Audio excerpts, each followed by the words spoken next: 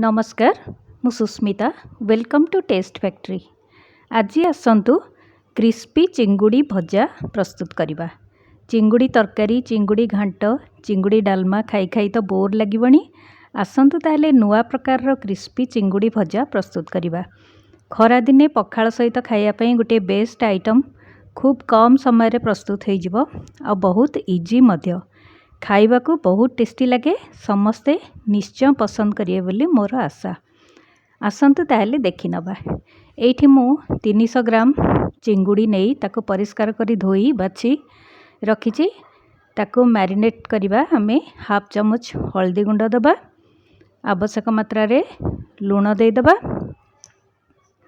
भल भाबरे ताको मिक्स करी किछि समय छाड़ दबा।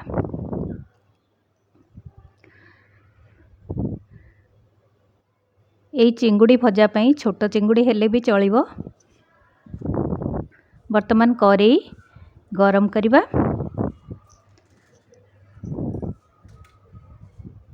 प्रथमे किछि भजा जीरा लंका गुंड प्रस्तुत करवा।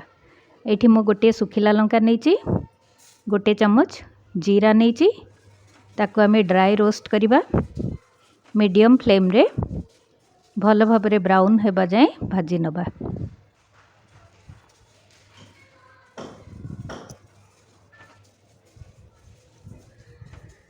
भजा जीरा गुंड पड़ी चिंगुड़ी को फ्राए कले तार टेस्ट बहुत बढ़ी जाए।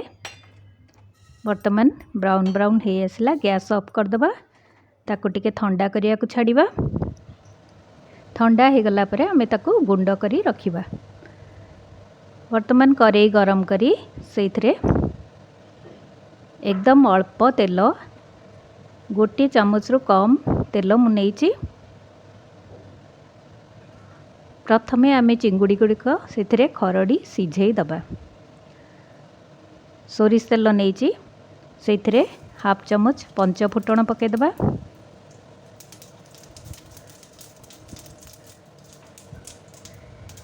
परे आउ थे आमे फलरे चिंगुड़ी को फ्राए करवा। से प्रथम बहुत कम तेल आवश्यक। वर्तमान चिंगुड़ी को से पकईदबा। फुटण फुटीगला परे ताकु भल भाबरे घांटी नबा। कभर कर दबा किछि समय, ताहले चिंगुड़ी रे थिबा पानी अंश बाहरी आसीबो।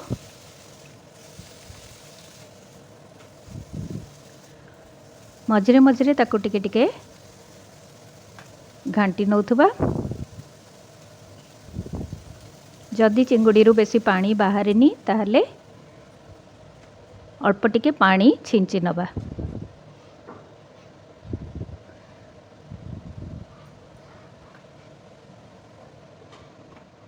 पानी छिंची नहीं ताको कभर कर दबा। गैस रो फ्लेम को टिके सीम कर दबा। वर्तमान देखंतु सेथरु पानी बाहरी आसलानी। सेही पानी रे हम चिंगुड़ी को टिके सिझीबा को छाड़िबा। जदि पानी बाहरी बनी ताहले अल्प पानी छिंची देबे।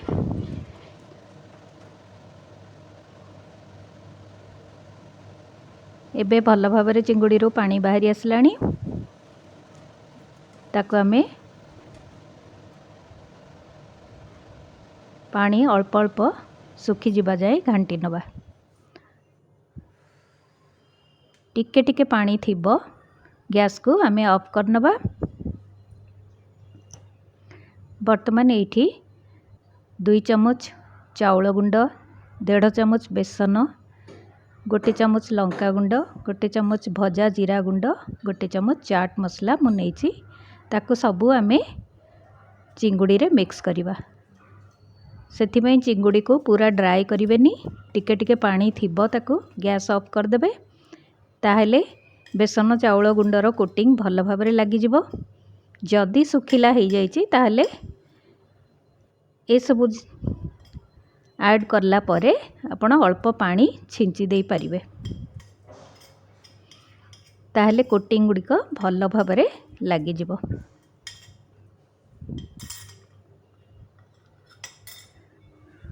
ବର୍ତ୍ତମାନ ତାକୁ ଭଲ ଭାବରେ ମିକ୍ସ କରିଦେବା।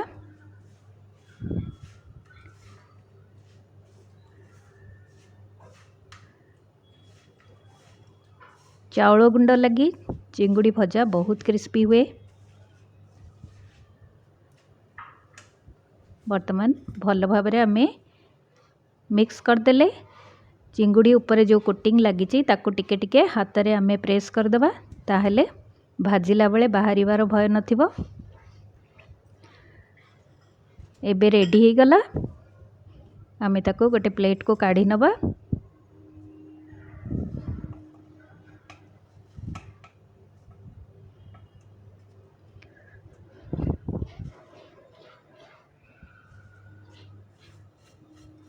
ବର୍ତ୍ତମାନ ତାକୁ ସବୁ ପ୍ଲେଟ୍କୁ କାଢ଼ି ନେବା। କରେଇକୁ ପୁଣି ପରିଷ୍କାର କରି ଧୋଇ ନେବା।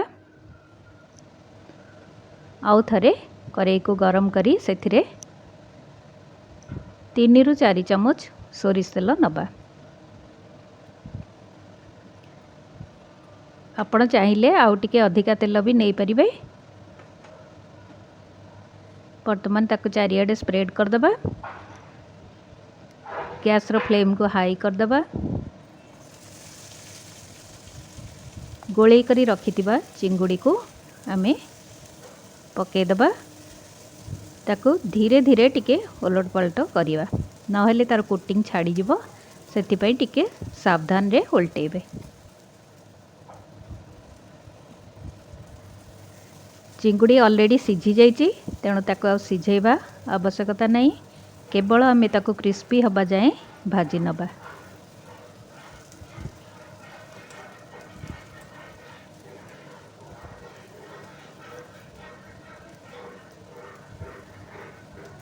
ଆପଣ ଇଚ୍ଛା କଲେ ଏଥିରେ ଆଳୁ ବି ଚିଙ୍ଗୁଡ଼ି ସାଙ୍ଗରେ ସିଝେଇ ପକାଇ ପାରିବେ।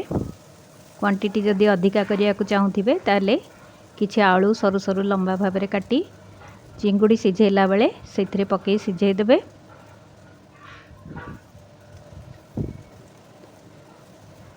ତାକୁ କିଛି ସମୟ ଆମେ ଏହିପରି ଭାବରେ ଓଲଟ ପାଲଟ କରିଦେବା।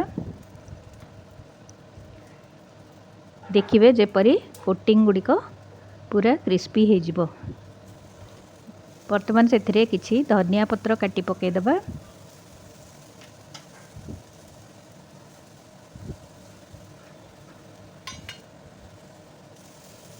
ଯଦି ଇଚ୍ଛା କରିବେ ଅଳ୍ପ କିଛି ଲେମ୍ବୁ ରସ ମଧ୍ୟ ଦେଇପାରିବେ।